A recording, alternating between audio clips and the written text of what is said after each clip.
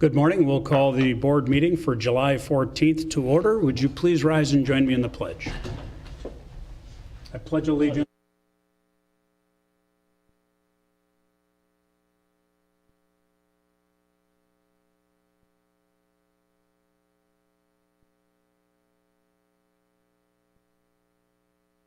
Call the roll, please. Commissioner Look. Here. Commissioner Brastad. Here. Commissioner West. Here. Commissioner Schulte. Here. Commissioner Meisner. Here. Commissioner Gamache. Here. Commissioner Reinert. Here. Thank you, and we're all present and accounted for. Next, we'll move on to item 4. We are looking at tax claims and abatements. Is there a motion to approve? So moved. Motion by Commissioner Brastad. Is there a second? Second. Second by Commissioner Meisner. Any discussion? Seeing none, this is a roll call vote. Commissioner Brastad. Aye. Commissioner West. Aye. Commissioner Schulte. Aye. Commissioner Meisner. Aye. Commissioner Gamache. Aye. Commissioner Reinert. Aye. Commissioner Look. Aye. And that item passes. Item 5 on our agenda is to consider accepting the regular claims paid over $500 and purchase card claims paid for the period ending June 19th, 2020. Is there a motion to approve? So moved. Motion by Commissioner West. Is there a second? Second. Second by Commissioner Look. Is there further discussion? Seeing none, this is a roll call vote. Commissioner West.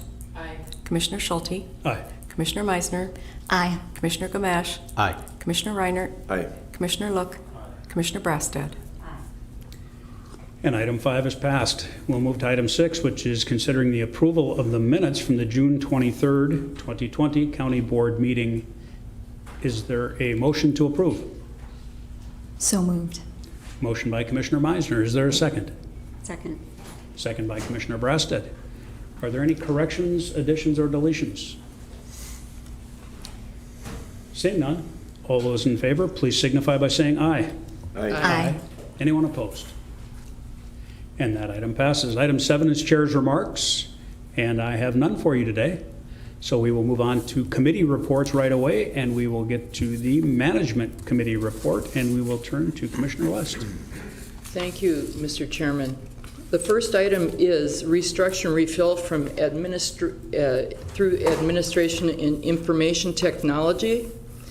It is to take 2 positions, one FTE Help Desk Specialist, which is vacant, and a Document Imaging Specialist, which is vacant, and restructure to a Senior System Project Leaders, grade D 114.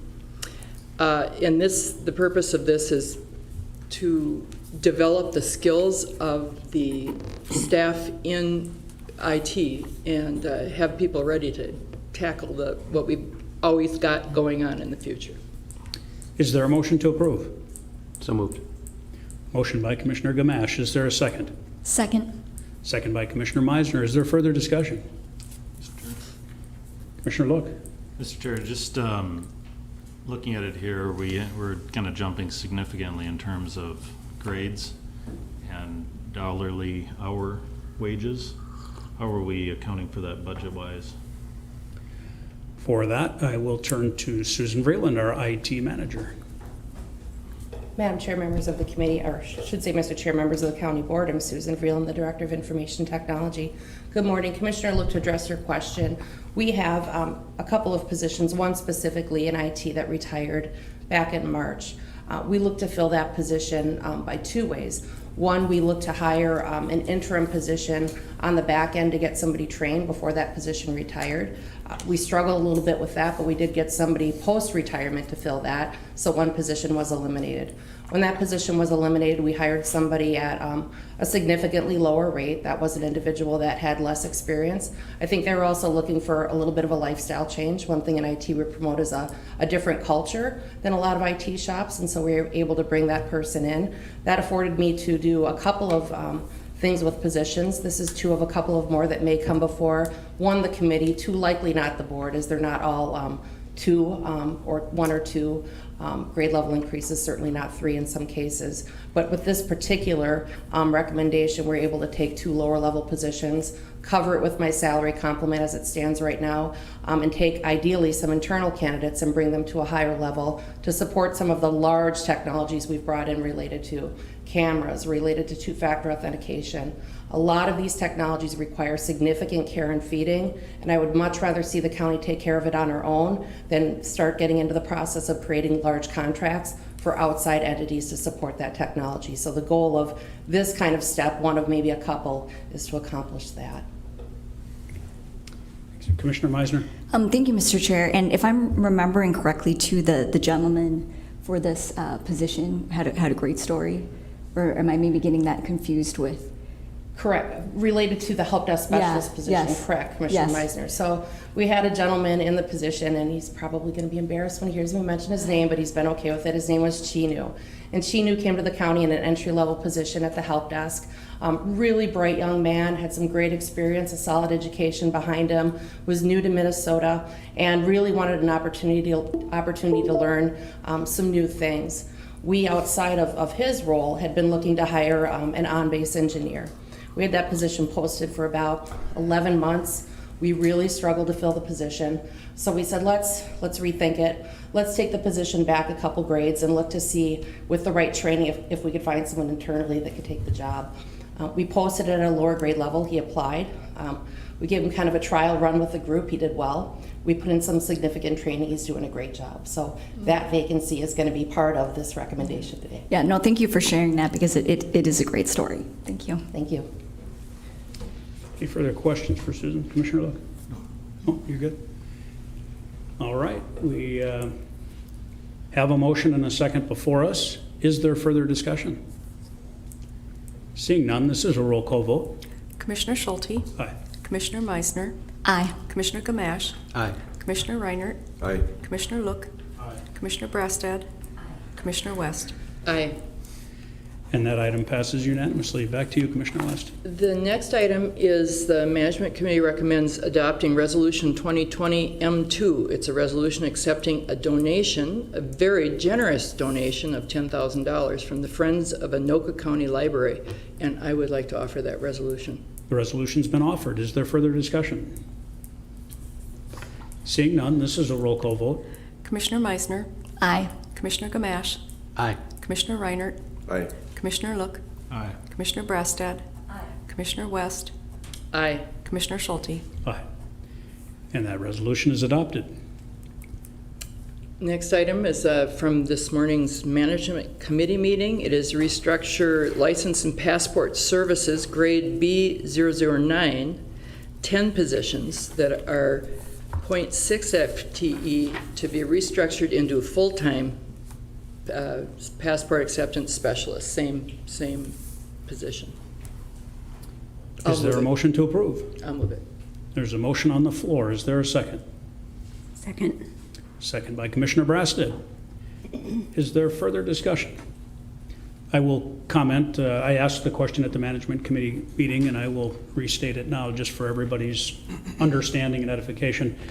These 10 positions are going from 0.6 to a full 1.0. That comes at a cost of roughly $316,000 to do that. We do believe this is CARES Act fundable, which covers us through this year. But we also believe that the new amount of transactions that these people will be able to perform will pay for that going forward in years to come. So that the actual fees they collect will offset the increase in their wages going from 0.6 to 1.0, even after the CARES fund is no longer applicable. And that was confirmed during our Management Committee meeting this morning. Is there any further discussion? Mr. Chairman. Commissioner West. Another thing is that this position is a very intensive training, and we're starting out with people who have been trained, so that's going to create a very productive situation that's in dire need right now. Thank you. Further discussion? Seeing none, this is a roll call vote. Commissioner Gamache, Aye. Commissioner Reinert, Aye. Commissioner Look, Aye. Commissioner Brastad, Commissioner West, Aye. Commissioner Schulte, Aye. Commissioner Meisner. Aye. And that item passes. And Mr. Chairman, the rest is informational, and that concludes my report.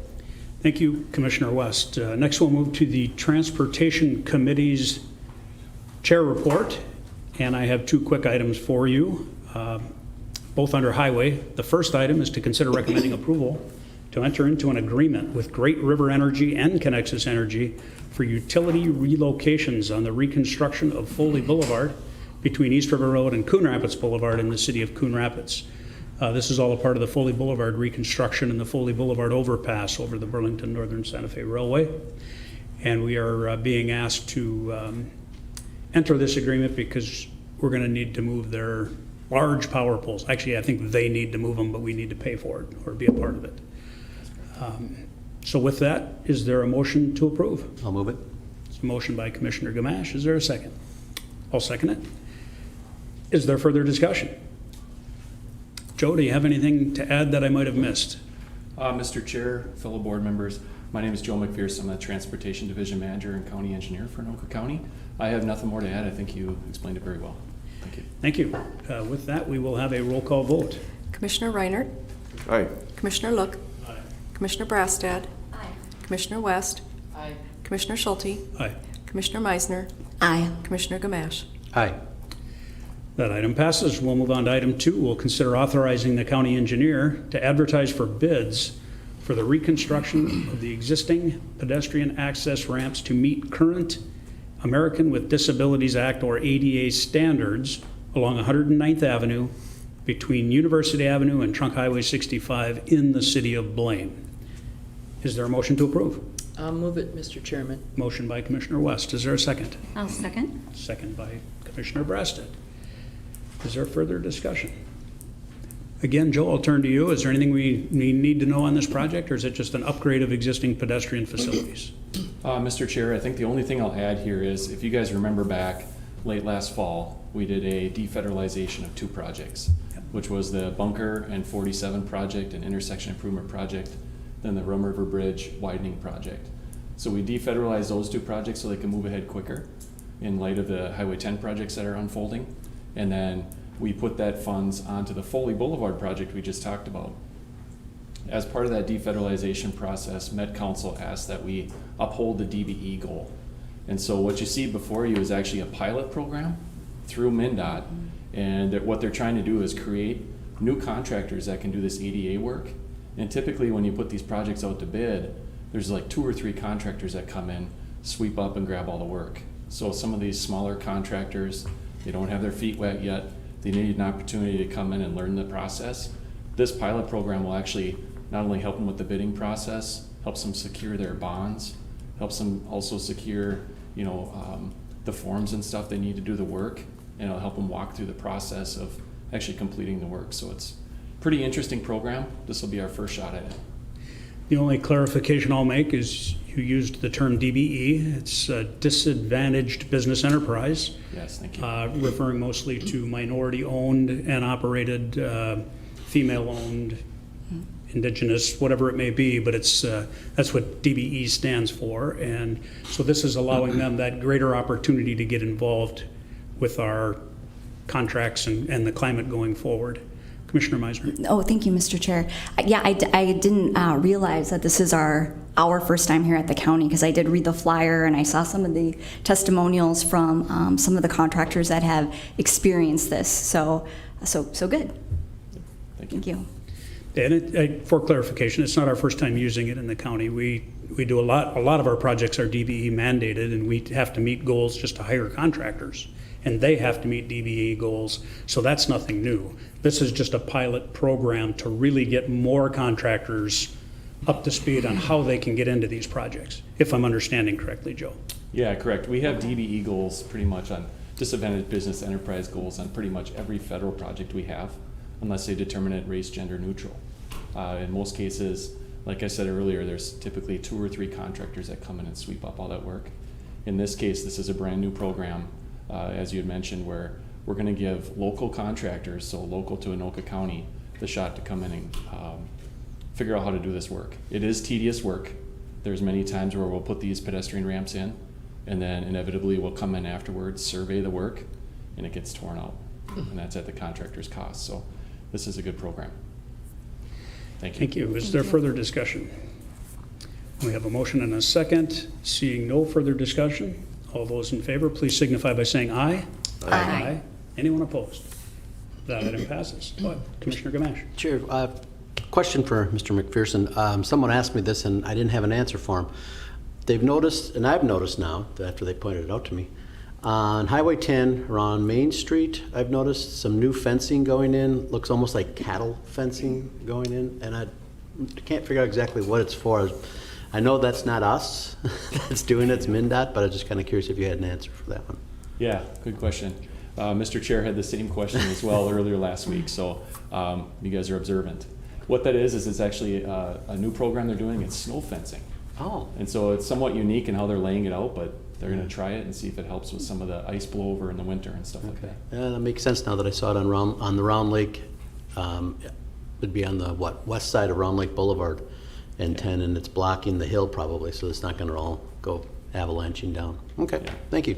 I will comment, it is the most interesting looking snow fence I've ever seen. It is. It's better than the orange, though. I'm no engineer by any stretch, but I have no idea how that could ever work. I will be anxious to see how MnDOT actually figured something out, because I'm confident they didn't, and they'll have made a mistake, but we'll wait and see. We'll see. I'll withhold judgment. Thank you for the question, Commissioner Gamache.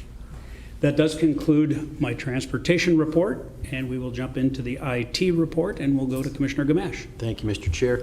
The IT committee met on Monday, June 22nd. We have 2 action items. The first one is the committee recommends the county board approve a purchase under contract C 0001338-2010-0239 with Zayo Bandwidth. In the amount of $592,123.31 with a change order of $59,212 to facilitate the refresh of the network hardware on the Connect Anoka County Fiber network. As we all recall, this all began, I believe, in 2010 in Anoka County with Zayo, and now this is the update part of this contract to refresh the network that we have to do.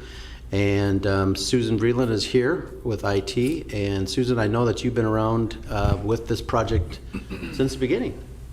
Yes. So you've got even more, way more data than I have. So I'll let you update the rest of the board. That is correct, Mr. Chair, members of the County Board. I'm Susan Vreeland, the county's IT director.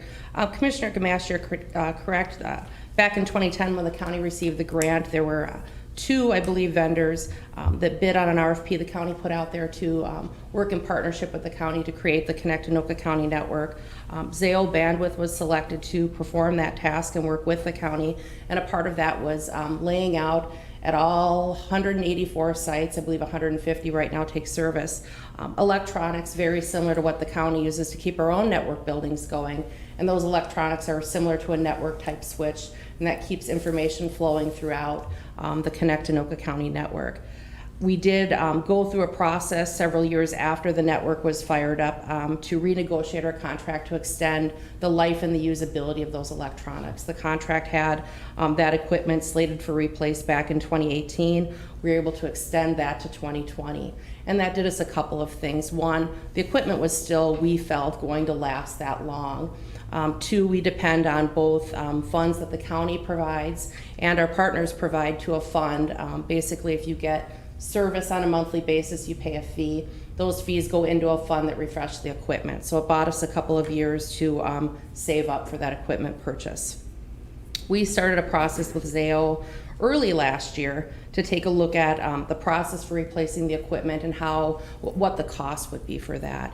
When we incurred costs for the equipment initially, back in 2012, I believe is when the actual equipment was purchased, it came in at about $1.2 million, so it was a significant investment. A couple of things have happened since then. One, the equipment is more of a commodity, so I've likened it to your first flat panel TV. It was probably plasma, it was really heavy, it was really expensive, and we're in a different world with that technology too now. So in doing a couple of things, one, the commodity pricing changing, 2, the county is better educated as to what this equipment should look like and cost, and 3, we use Zayo's buying power on the RFP. Even if we went through a state or government contract, there's no way the county could get the pricing that Zayo can. They just buy too much of it.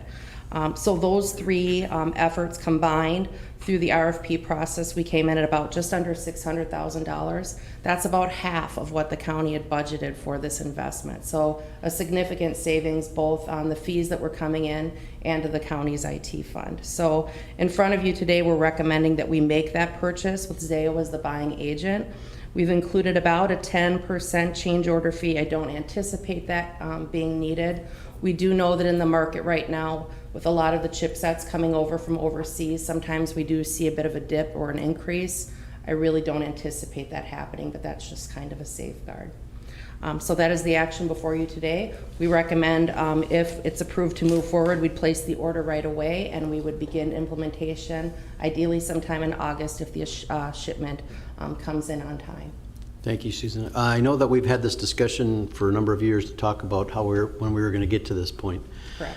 Because we had this big $1 million thing that we were looking at, and we were kind of worried about how we were going to get there and how we were going to pay for it. So it's good that over that period of time of keeping an eye on it and discussing it, we were able to see some cost savings. So that's a benefit. And I'll move it. There's a motion on the floor. Is there a second? Second. Second by Commissioner West. Discussion. Commissioner Reinert. So what's the longevity of this investment? And since it was budgeted to be about twice the cost, is there a plan for the savings? Mr. Chair, so Commissioner, typically the shelf life on this type of equipment is about 6 to 7 years. The last run we were able to get 8 out of it. I think with good maintenance and provided there's not damage to the equipment in the building, I think we can get close to that. As it relates to the costs that come into the fund from the various entities, including the county, we pay fees for our location or for our sites as well. There's a couple of things we do with that. One, we save for the next future investment. Costs right now are low. It's difficult to determine what they'll be in 8 years, but outside of some very small administrative costs, all of the funds continue to go into that pot. The other option that the county has is that post our current agreement with Zayo, the county does have some unlit fiber. There is the opportunity at some point potentially to light that fiber with electronics that would be off the Zayo network. That would be something for the county board and others to consider, maybe post the next equipment refresh. We're kind of going to be locked into this one for several years, but those funds are kind of dedicated to anything related to that fiber network. Okay, thank you. You're welcome. Further discussion. Seeing none, this is a roll call vote. Commissioner Look, Aye. Commissioner Brastad, Aye. Commissioner West, Aye. Commissioner Schulte, Aye. Commissioner Meisner, Aye. Commissioner Gamache, Aye. Commissioner Reinert. Aye. That item passes. Item number 2, Mr. Chair, is the IT committee requests that the board consider recommending the county board approve contract C0007303 with Stanley Convergent Security Solutions, Inc. of Noblesville, Indiana. The amount is $579,474.00 with a change order in the amount of $57,947.40 for the total amount not to exceed $637,421.40. This is the new master contract for the jail video management system that will encompass both maintenance and replacement costs and includes a preventive program with weekly health monitoring. The contract will include one complete replacement of all 191 cameras during the contract term. The typical camera replacement averages $1,500 each for a total cost of approximately $300,000. So you can see how this adds up pretty quickly. We have had, obviously, we've already begun discussions, preliminary discussions on a new jail in Anoka County, but we are in need of this to be replaced well before that would occur. That would be able to finalize a new jail. That's going to be a long-range plan of at least 2 to 3 years at the earliest, I would think. So knowing that this is needed, the many different things that it adds to the jail to make it safer for all included, we moved forward with this one, and I'll open it up to Susan if she wants to add anything more to it. Obviously, this is another large expense, and But I believe some of that is coming from, obviously, the sheriff and the jail as well for the payment of those types of things. So, Susan, I'll let you take care of the details on that. Certainly, Mr. Chair, Commissioner, I don't have too much to add to that other than understanding there's the timing of looking at a potential jail, a new facility, that this is equipment that does need to be replaced. It's end of life in many cases. The cost for a one-off replacement for all of those items versus an inclusive maintenance system, there's definitely there's a cutoff there that we're certainly at this point. I believe there's a combination of funds for this right now.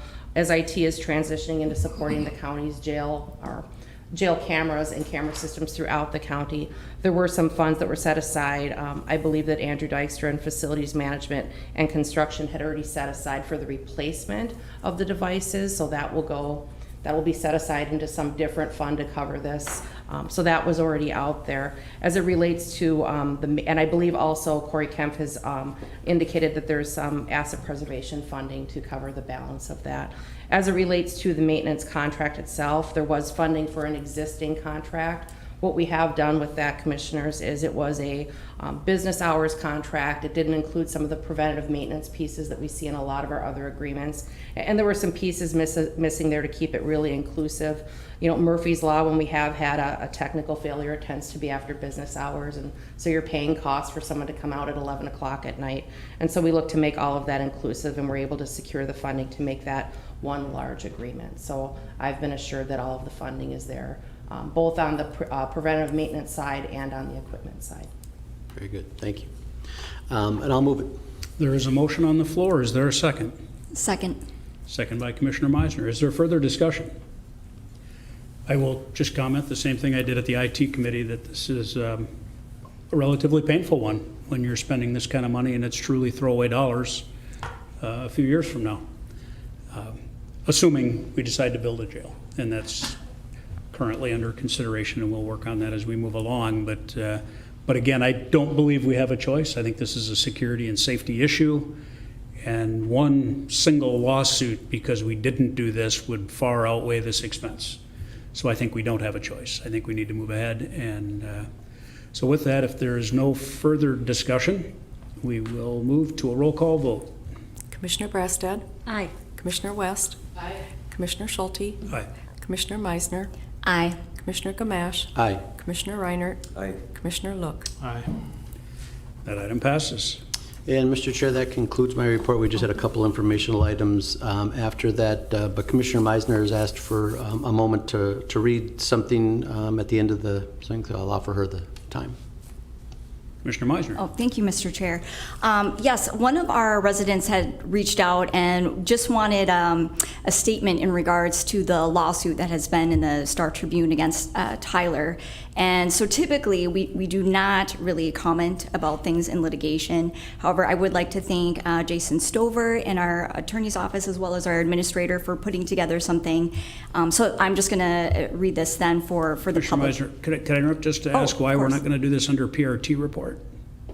Could we wait until then, or? Oh, yeah, It just seems absolutely. it would be more appropriate. It's addressing property records and taxation. True. Rather than doing Yes. it under IT. It's your report anyways, so it'll be, I think, more appropriate at that time. Very good. Thank you. Thank you. That concludes my report then, Mr. Chair. Thank you, Commissioner Gamache. Next, we'll move to the Internal Audit Committee report. And for that, we'll turn to Commissioner Look. Thank you, Mr. Chair. The Internal Audit Committee met on June 29th, and the report is for informational purposes, but I will just say that we did meet with the Office of State Auditor. They reviewed our 2019 Management and Compliance Report for Anoka County. The county has received an unmodified opinion, which is the highest opinion, highest rating possible to obtain for annual financial audit. And every year they go through and they review what the prior recommendations were and how did we succeed in implementing those. And they had very good things to say about the work that the county has done and Chuck has done, and we continue to have a great relationship with them and continue to get unmodified opinions, which is really the goal here. So with that said, I think that concludes my report. Thank you, Commissioner Look. Any questions for the Internal Audit Committee? Seeing none, thank you. And we'll move on to the Parks Committee report. Back to you, Commissioner Gamache. Thank you, Mr. Chair. The Parks Committee met on Tuesday, July 7th at Bunker Hills Activity Center. We have 4 action items. The committee recommends the county board authorize a Metropolitan Council operations and maintenance grant agreement for the regional park system in Anoka County. This is our Anoka County contract C0008016. The background, a little bit of background on this is the Met Council has done this since 1985, has provided funds, grant funds directly to Anoka County. It's based on a formula that the 10 regional parks follow for these implementing agencies, and that is based on 40% of your visitations, 40% qualifying O&M expenses, and 20% on the acreage of the parks, of the regional parks. The grant term is 3 years with a monthly grant installments throughout the term of the agreement. There is no grant match required from Anoka County, and this O&M grant program provides great value and benefit in operating our regional parks in Anoka County, and probably also definitely one of the reasons why we looked to add hopefully Coon Lake Park as a regional park down the road, and some other areas off of the Rum River. So with this, I will move this. I'll make the motion. There's a motion on the floor. Is there a second? Second. Second by Commissioner Reinhardt. Is there further discussion? Commissioner Meisner. Thank you, Mr. Chair. Yeah, just a quick question, but so this has been going on since 1985, but there's a new process with this, right? Or it's like, it's basically more efficient, something about like will reduce paper and that kind of thing? Oh, yeah, there was something like that. I'll let Jeff Perry, our director, there was a new process that with electronic signatures possibly. So, Jeff? Good morning, Mr. Chairman, members of the board. My name is Jeff Perry, Park Director for Anoka County, and Mr. Chair, Commissioner Meisner. Previously, there was not a grant agreement executed between the Met Council and Anoka County to get these general fund appropriations. So that's the change. It will now be a grant agreement that'll be electronically executed, which will be paperless and efficient way to operate. Thank you. Thank you. Is there any further discussion? Seeing none, we'll have a roll call vote. Commissioner West. Aye. Commissioner Schulte. Aye. Commissioner Meisner. Aye. Commissioner Gamache. Aye. Commissioner Reinhardt. Aye. Commissioner Look. Aye. Commissioner Brastad. Aye. That item passes. Item number 2, Mr. Chair, is the committee recommends the county board adopt resolution 2020 PRK 08 for the issuance of hunting permits for the 2020 deer management program. This year we are looking at having the hunt go on, the management program go on at Bunker Hills. Jeff, if I remember correctly, we are not looking at any of the other parks at this point in time. It was just Bunker that kind of fit the criteria of how many deer we're seeing, and we still have an issue there that we need to address. The park is broken up into different hunting areas, and permits are made available. I think, when do we do that? We do that in September? The actual permit? Yeah, Mr. Chairman, Commissioner Gamache, as soon as the board adopts the resolution, we start recruiting hunters for the hunts, prospective hunters. It's based on a lottery random selection. And then the actual hunts start in October. They run 3 days in October, 3 days in November, and 3 days in December. Yep. And again, we are only looking at Bunker Hills Regional Park this year because at this current time with our aerial survey, we have 47 deer per square mile. So there's a need, and for people probably driving on some of the county roads and city streets, maybe have seen some deer zipping across from time to time. So, but the other parks are don't have the issues this year for whatever reasons. There's some construction going on down near the dam off of Coon Rapids Boulevard that might be causing maybe fewer deer to be traveling around, and we just didn't have as much in the aerials. So I'll move this. There is an offer of the resolution. Is there further discussion? Seeing none, all those in favor, please signify by saying aye. Aye. Aye. Anyone opposed? That item's adopted. Item 3. Thank Thank you, Mr. Chair. This is asking the county board for the adoption of a resolution 2020 PRK 09 accepting a gift from Connexus Energy to fund the Camp in a Box program as part of the virtual summer day programs or summer day camps at the Wargo Nature Center. Connexus has donated donated $6,000 to support this Camp in a Box program, and it was a free virtual day camp at Wargo. It's fantastic that they offered it up. What they would get in the box would be a day camp t-shirt, a water bottle, supplies, and with different things like magnifying lenses, paracords, goggles, and just a great opportunity. And once again, our friends at Connexus Energy made this donation, and we're greatly appreciative of all the work that they've done and all the different monies that they've donated to our camps for different things. So if Commissioner Look would like to make the resolution. I'll offer the resolution. Commissioner Look has offered the resolution. I would just comment that Connexus is just a fantastic community partner. They work with us at Wargo, at our Heritage Lab. They fund many things when necessary, and beyond funding, they're just plain good partners. Mm-hmm. They're at the table working with us. They have a community development group that never hesitates to reach out and see what they can do to better the communities with which they work. So for that, I thank them, and on behalf of the entire county board, we'd like to thank Connexus for all they do for us. And we look forward to a continued fantastic partnership. With that, this will require a roll call vote. If there's no further discussion, we'll go to the roll call vote. Commissioner Schulte? Aye. Commissioner Meisner? Aye. Commissioner Gamache? Aye. Commissioner Reinert? Aye. Commissioner Look? Aye. Commissioner Brastad?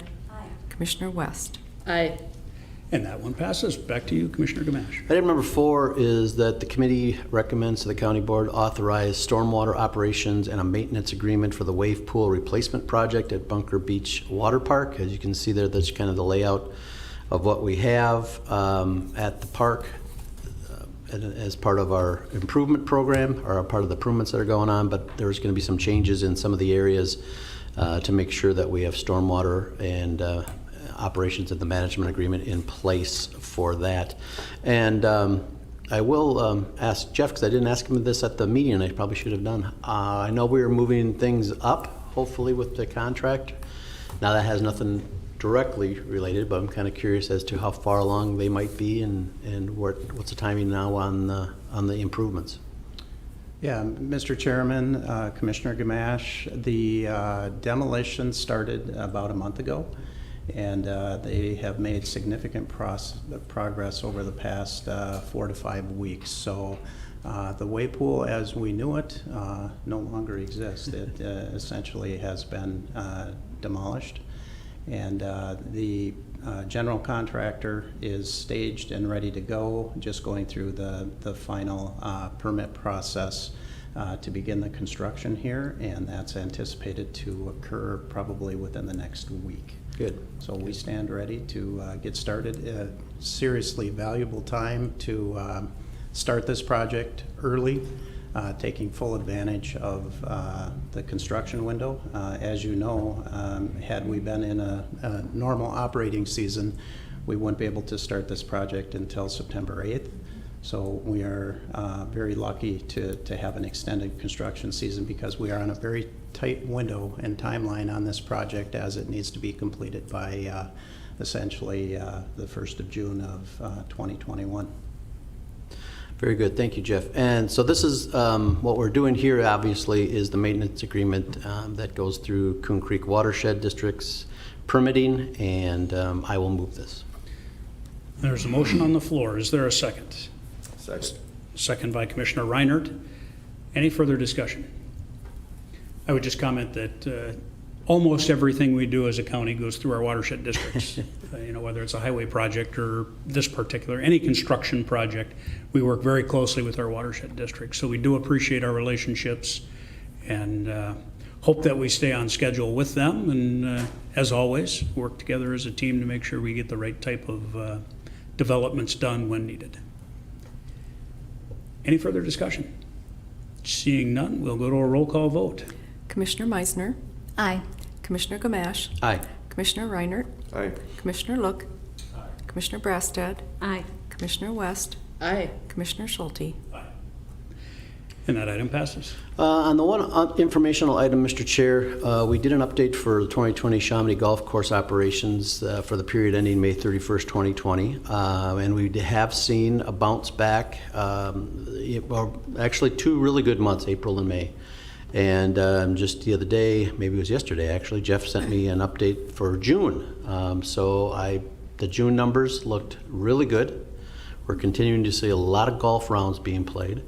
I believe we've got a pretty good control of the expenses issues that we were dealing with previously. And obviously there's some things that we're not making as much as we would normally make. We weren't making much off of beer and food sales earlier. Now some of that has changed and beginning to show some increase, so that's good. But the main thing, because if all other fails, you want to see rounds of golf being played. Now we've had a great summer, great spring, great summer actually, and looks like the warm weather will continue through after the rain today. Will continue through the rest of this week, so into the weekend where it'll be hot and everybody will want to get out and do some more golfing.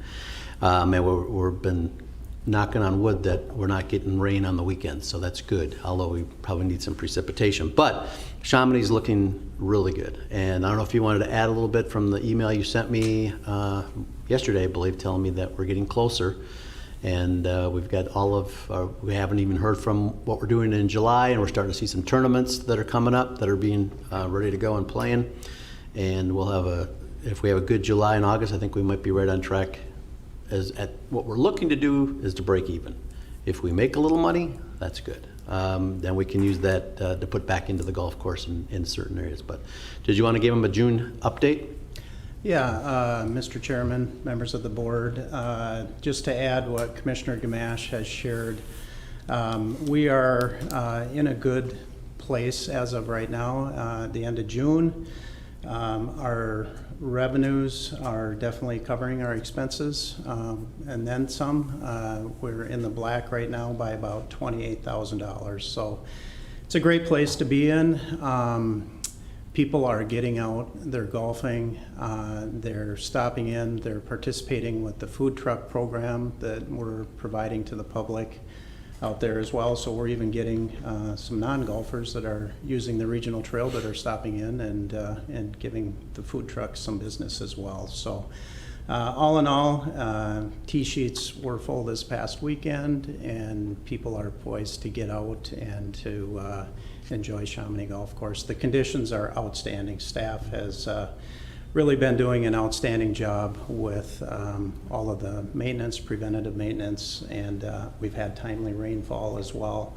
So playing conditions are outstanding, and it's just a great venue for public enjoyment. So we're pleased, that we're doing our best to turn things around at Chamonix Golf Course, and we've received a lot of positive feedback from the public as well. So we just hope to keep the good times rolling. Good.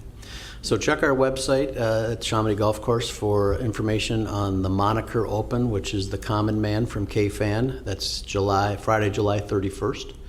And there are still openings, I'm sure, if anybody wants to come out and play and meet the Common Man after his program finishes on Friday the 31st. Thank you, Mr. Chair. Thank you, Commissioner Gamache. And with the completion of the Parks Report, we will move into the Property Records and Taxation Report. Commissioner Meisner. Thank you, Mr. Chair. So the committee did not meet, so this comes as a chair report to come before the full board. We have 3 action items. Number 1 is to adopt Resolution 2020 PRT3, and this is authorizing the acceptance of resources for CARES Act election funds. And these are about block grants that work in coordination with our municipalities. But I would love to have Paul fill in the details, please. Mr. Chair, Commissioner Meisner, Paul Linnell, I'm the elections manager. So these are funds that were part of the larger federal CARES Act, but that were allocated specific to elections purposes. These were passed in earlier this spring in House File 3429. So the legislature gave their approval, and the application was released just the other week. and it obligates us to work in partnership with our municipalities to determine an allocation of how we will distribute this block grant between the county and the municipalities to support increasing costs as a result of COVID-19. So on the municipal side, they're going to be looking at expenses related to polling places, getting them disinfected, getting them prepared for election judges and voters on election day. Our costs are going to be primarily related to the rise in absentee balloting, which we're already seeing substantial increases in. We're approaching 20,000 ballots that we've sent out just for a primary election, which is truly staggering. So we expect to just see those continuing to rise as we get to the general election. So this resolution would authorize us to accept these funds, to apply to the state, and then we would work with the municipalities to determine what that allocation would be.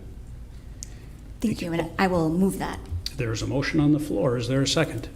Second. Second by Commissioner Gamache. Is there further discussion? Commissioner Reinert. Just a question. You mentioned that for the primary, there's 20,000 ballots that have already been requested. What's typical?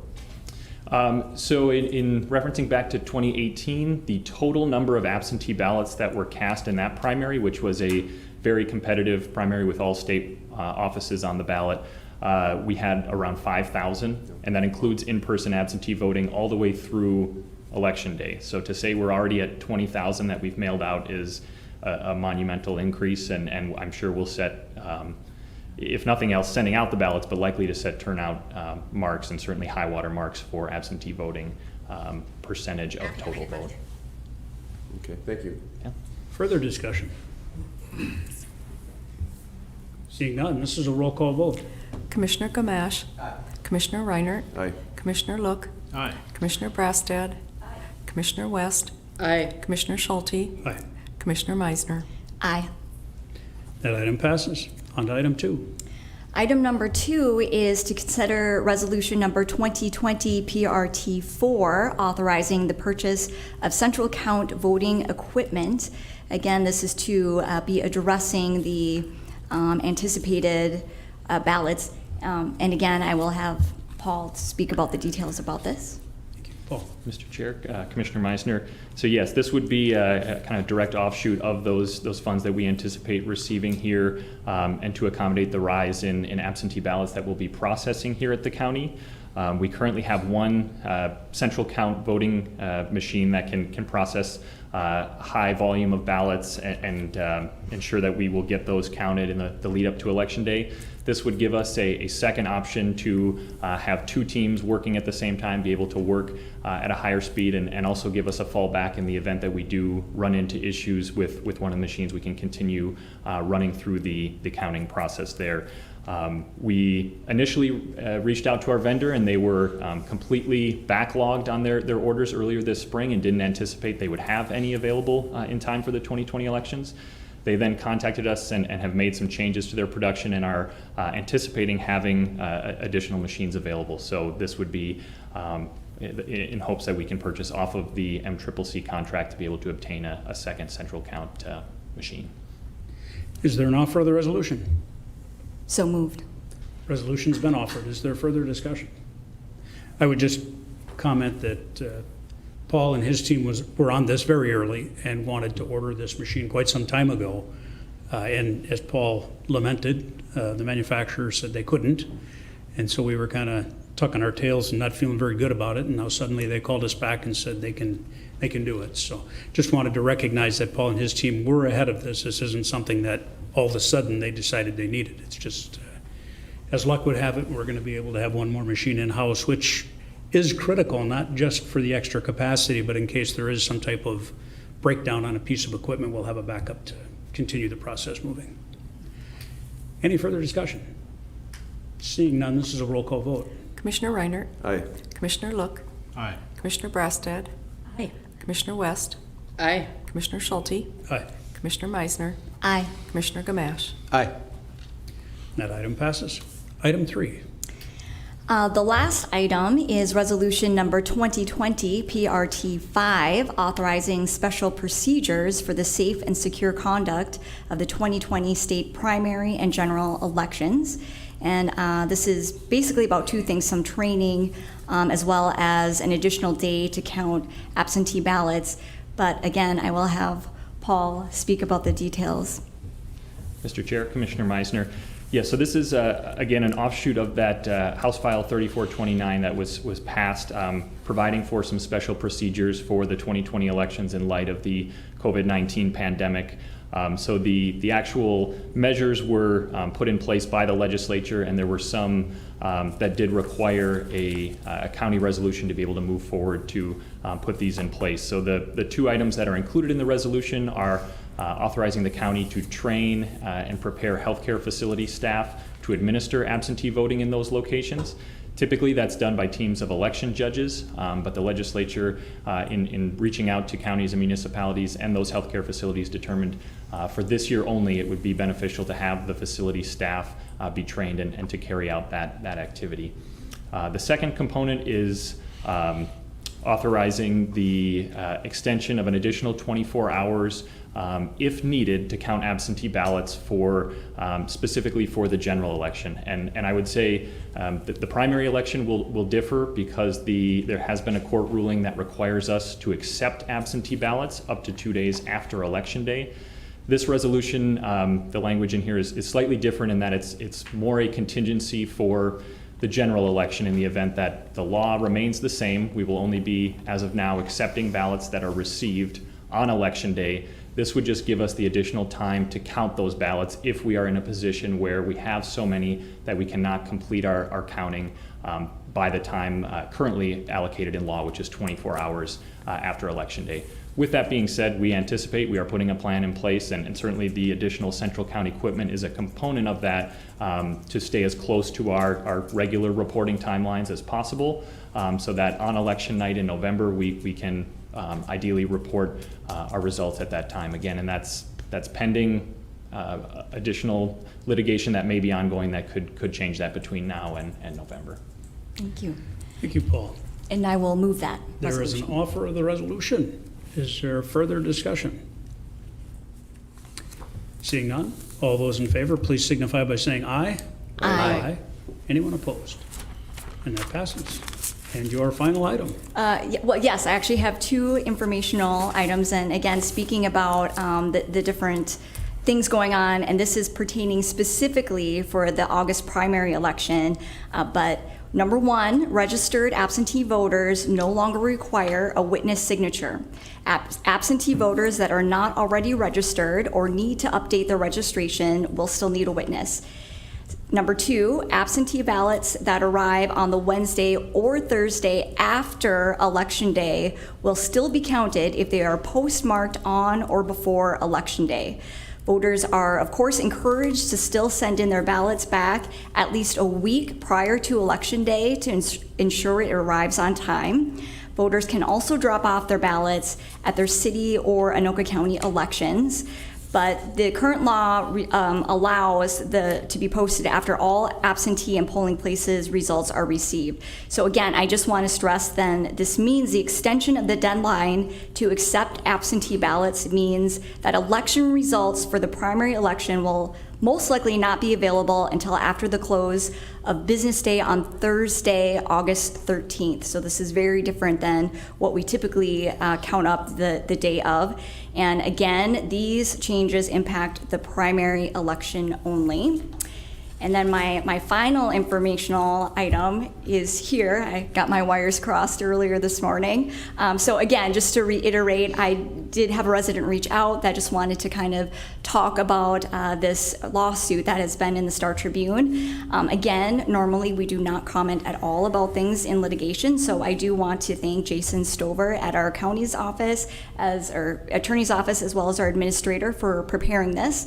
So Anoka County entered into a contract with Tyler Technologies for an integrated property assessment tax, land, and vital records system. Anoka County insisted that the contract contain a detailed statement of work so Anoka County would know exactly what specific task Tyler would perform. Anoka County also insisted that the contract contained deadlines by which the required work would be completed. Tyler failed to meet its deadlines under the contract. Anoka County granted Tyler 2 extensions of time to complete its work, but when Tyler still did not complete its work by the final extended deadline, Anoka County commenced litigation to hold Tyler to the commitments it made as part of the contract and to recover the damages caused by Tyler's failures to complete its work on time. Anoka County is committed to preserving taxpayer funds by holding Tyler to the contractual promises it made and recovering all damages caused by Tyler's breach of contract. And again, I just want to thank our department for all of their ongoing work that has taken many years to get this possible. And that concludes my report. Thank you, Commissioner Meisner. And I think that does conclude all committee reports, so we will then jump to item 9 on our original agenda, where we'll consider approving a contract renewal of commercial automobile insurance with Euclid Public Sector Hudson Insurance Company through the Arthur J. Gallagher Risk Management Services for a policy term of July 1st, 2020 through July 1st of 2021. The premium will be $256,833. Is there a motion to approve? So moved.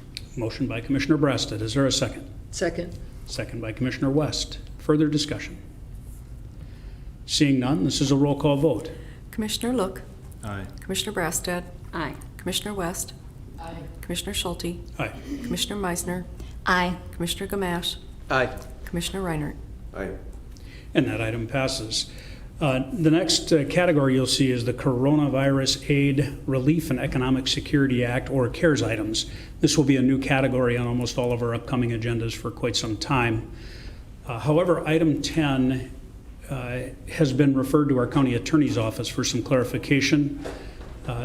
Shakal Hayter, through our economic development group, has worked hard on this program, but along with Administrator Rajah, but we want to give the attorney's office some time to look through it and make sure that we're meeting all of the CARES Act requirements. So at this time, I would like to make a motion to table that item to a future meeting. I'll Is there a second second? Second by Commissioner Brasted. There is no discussion. All those in favor? Mr. Chair, I think the proper motion to postpone till the next meeting rather than a motion to table. Otherwise, you'd have to take it up at the end of this meeting. So, Thank you, Mr. Attorney. I will revise my motion to a motion to postpone. I'll revise my second. And the second's been revised as well. Is there further, there is no discussion. We'll move to a vote. All those in favor, please signify by saying aye. Aye. Aye. Anyone opposed? That item is postponed to a meeting yet undetermined. It was talked about earlier that we could have a special meeting if we determine that we get this information soon and we want to get it out to the public quicker. We could have a special meeting of the board, or we could wait till our next official county board meeting. We will assess that situation as it arises. With that, we will move to item 11, however, which is consider approving delegating authority to Commissioner Schulte and Brasted to enter into and sign an agreement with a qualified vendor for the purposes of administration and oversight of the Business Relief Grant Program and the Nonprofit Grant Relief Program to be established by the Anoka County Board of Commissioners, pursuant to the CARES Act funding, subject to final approval as to form and execution by the Anoka County Attorney's Office. You will see that I added one piece of that, and that was the Nonprofit Grant Relief Program. We didn't have that complete when we originally put the agenda together. It's been completed since, and so we would like to have the authority to use a contractor to do both of those programs under that one umbrella. So with that, I am looking for a motion. So moved. Motion by Commissioner Meisner. Is there a second? Second. Second by Commissioner West. Further discussion. Commissioner Meisner, then Commissioner Reinert. Thank you, Mr. Chair. Yeah, I just want to make sure that I understand. So when you're talking about the nonprofit portion as well, that is what our intergovernmental department is working on, right? With the additional $1 million, or is that something That is different? the CDBG CV Yeah, dollars. yes. This is an additional pot of money that came through the CARES fund. Okay. That the CARES group, Yep. the subcommittee, not subcommittee, the ad hoc group is put together, and they're deciding where that money is being allocated. So there will be a specific pot of money for nonprofits and a specific it. pot of money for businesses.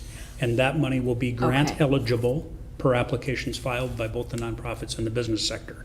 And we will have a contracted company who oversees those grants and applications. And that's what this particular line item pertains to. It would give administration and Commissioner Brasted and myself the authority to enter that contract with that group to take in the applications and disperse those funds. Okay, thank you And for I will that. turn to Administrator Rajah to clarify what I just said. Mr. Chairman, members of the board. So the actual grant program criteria will come forward to the board, as well as the total dollar amount that's being allocated towards those programs, because it would need your approval for that as well. Yes, that part wasn't really clear, is that Commissioner Brasted and I won't be approving the amounts or the actual criteria. That will all come before the entire board. We're just going to be approving which agency will be reading the applications and delivering the money. Perfect, thank you. Commissioner Reinhardt.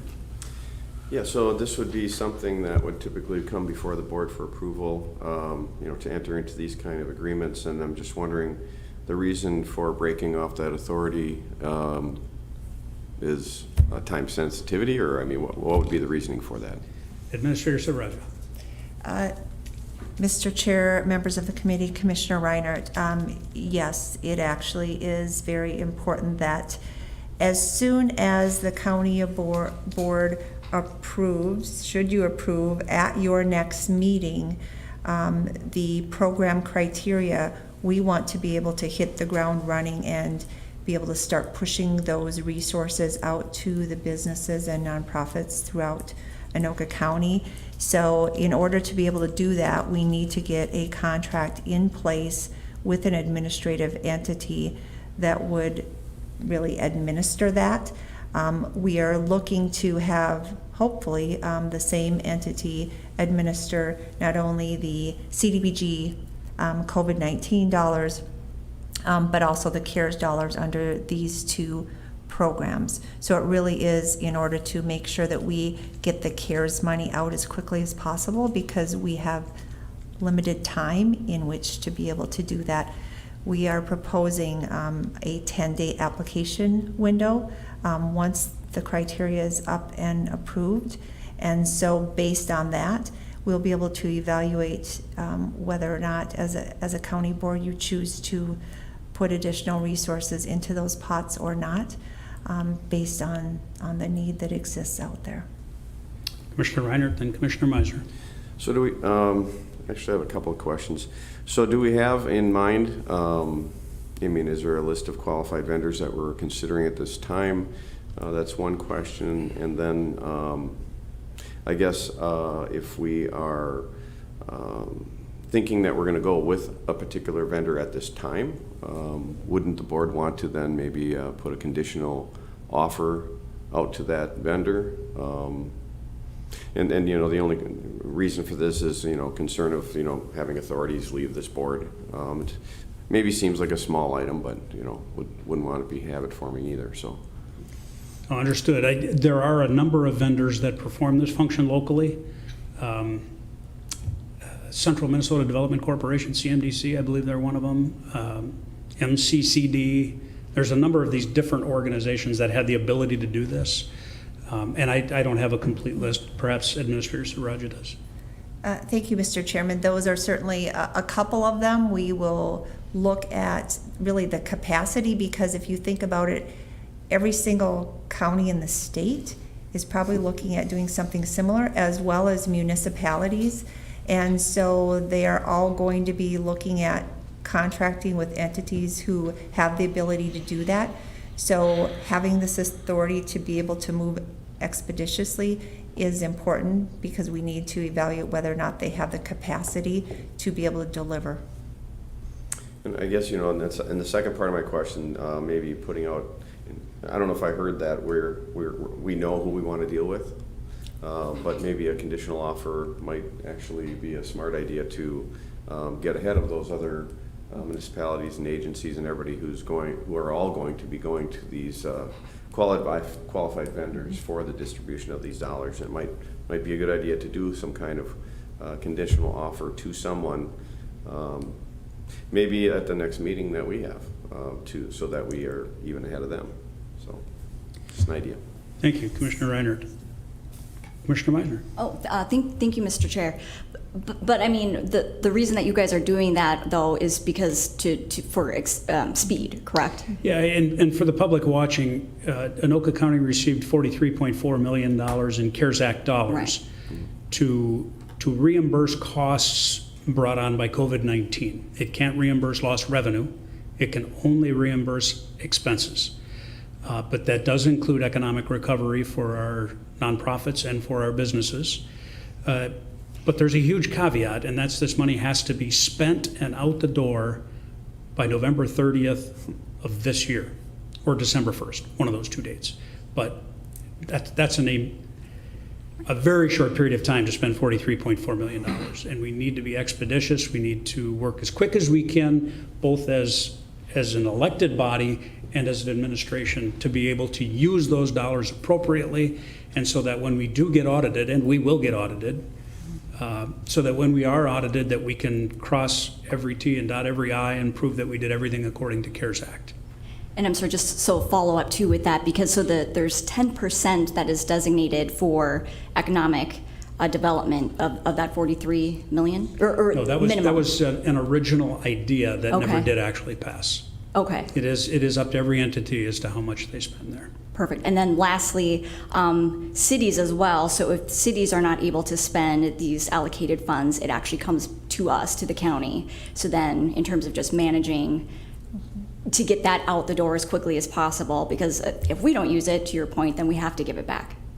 Well, and that time frame is incredibly small. It's 30 days. When the municipalities find that they can't appropriate the dollars accordingly, they turn it back to the counties, and then the county has 30 days to figure out what to do with that money. And if we don't spend it at the end of that 30 days, then it does go back to the state for their COVID-19 response needs. And it does bring me to a point that I heard on an AMC, Association of Minnesota Counties webinar the other day, that we should be reaching out to our municipalities and our township to make sure they get their applications in. Because some of them may say, we really don't have any expenses, we're not even going to apply for the money. Where if they did apply for it and get it, if they don't use it, it will come to us and we could program that money appropriately. So we should make sure all 21 communities have their applications in. Thank you. Commissioner Look. Mr. Chair, thank you. I don't have any issue delegating authority here, but a lot of information is coming out now that I'm kind of hearing for the first time. And if we're going to be reaching out to our communities, we need to have all that information consistent across the board for everyone. So I'm wondering if it might be prudent to have a work session just to go over this topic and get everyone on the same sheet of music. As it relates to any sort of economic development dollars, I think I think we need to decide how many dollars we're going to use and how that gets distributed among the 7 districts in a fair type of process. And I would assume if there's X number of dollars and I can't use X number of dollars, but you can use more dollars than your X amount, then we can, make it available, or however that works. I'm not sure, but those are the details that I think we probably need to sit down and kind of agree to, hammer out. And it sounds like, given the time frames, we might want to do that sooner rather than later. Well, Commissioner Look, you are a little bit of a mind reader. As we sat at our last CARES task force meeting, it's exactly what we discussed, but we did decide that we had to get a framework. We had to get some groundwork before we convened a workshop. And that's what we did at our first CARES task force meeting, is get a framework. And so that's why it's coming before us now. And I do believe that we will have a workshop very soon where we can discuss in detail just how this gets split up amongst the county and its different, not just commissioner districts, but agencies and townships and cities. And I mean, everything needs to be discussed by the entire board. And we believe that. We just know that because of its time sensitivity, we had to get this task force moving and to build a framework for the rest of the board to work off of. I have Commissioner Reinhardt and then Commissioner West.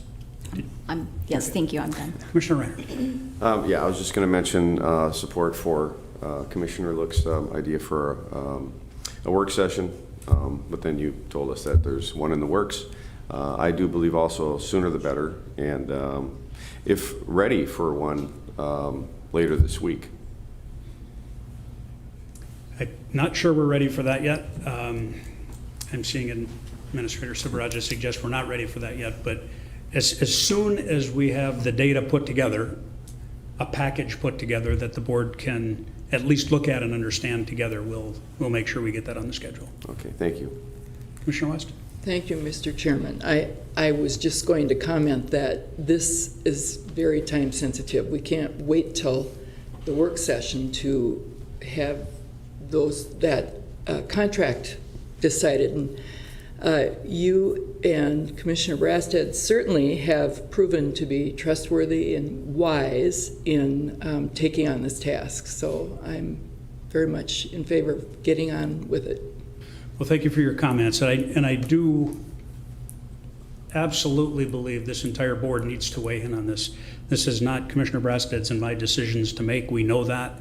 Our names are on here for expedience to get this particular contract in the works, but your input as commissioners is very valuable. You all represent the exact same size districts that Commissioner Brasted and I represent, and the entire county is very important that you're representing your constituents during the expense of this $43.4 million of COVID dollars.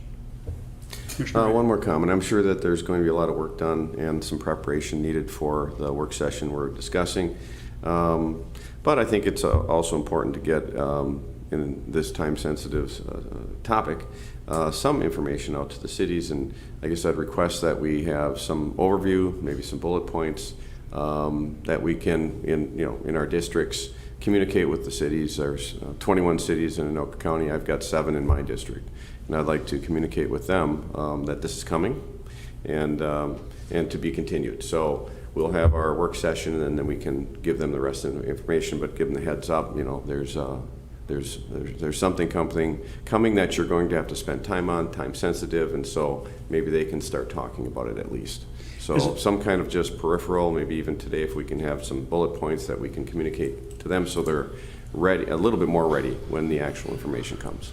And as a point of clarification, the $43.4 million is the county's portion of the money. The cities are all getting their own money.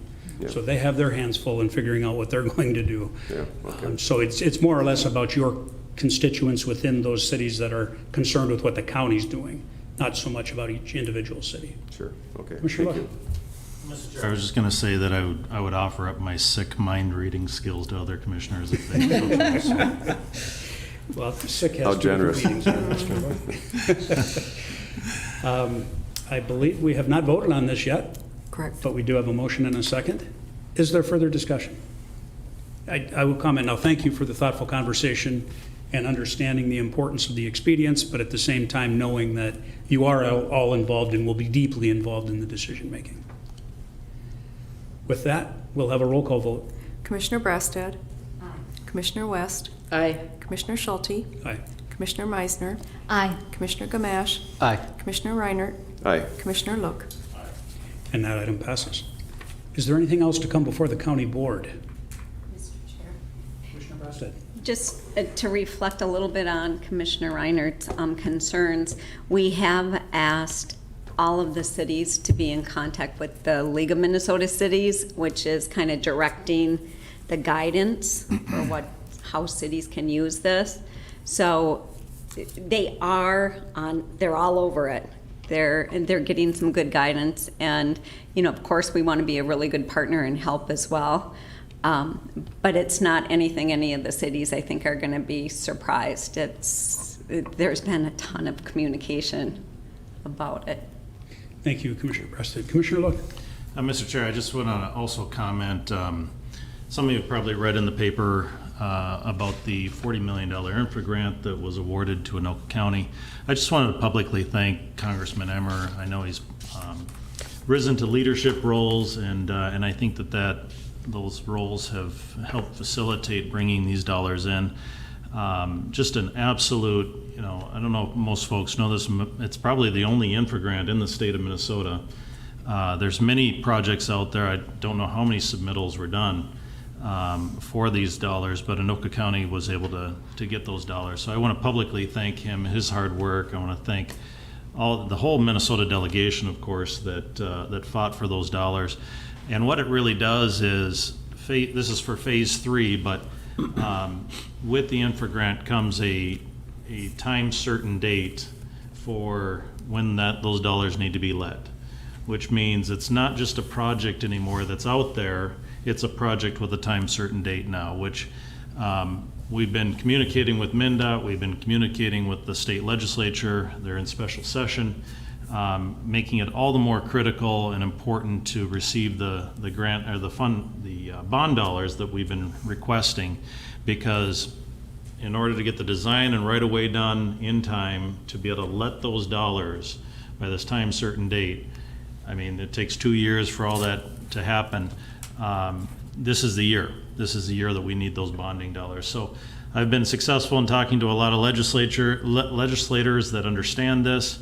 Turning those dollars back, of course, is something no one does, because when you apply for more grants through the federal government, they consider you as not ability to finish on the grants that you've already requested. So it's something that the county is taking seriously. It's something that MnDOT is now taking more seriously. Not that they didn't take it seriously before, but certainly more now.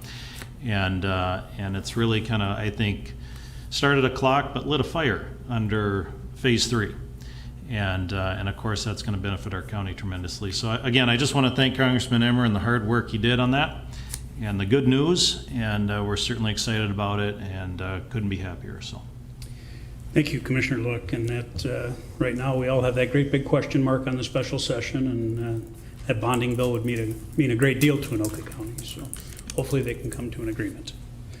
But that is above our pay grade, I think, if I may. Anything else to come before the county board? Seeing none, we are adjourned.